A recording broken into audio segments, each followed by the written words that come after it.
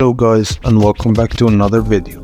Today we're gonna talk about on how to add a website to your TikTok bio.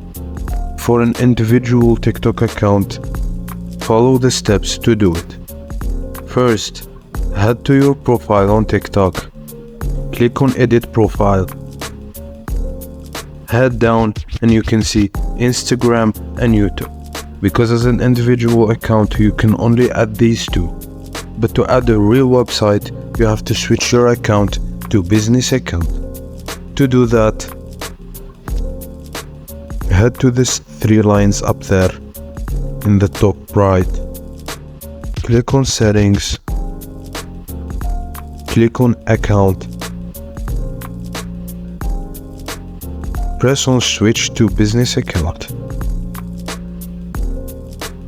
After you do that and finish all the necessary requirements to switch your profile, and you're all set, back to your profile and click on edit profile. And you can see the new options you can modify on your URL. Go down to website, click on get started, fill out the required fields, and then you'll be able to paste your website into the prompt of website. Thank you guys for watching, and I hope you like this video.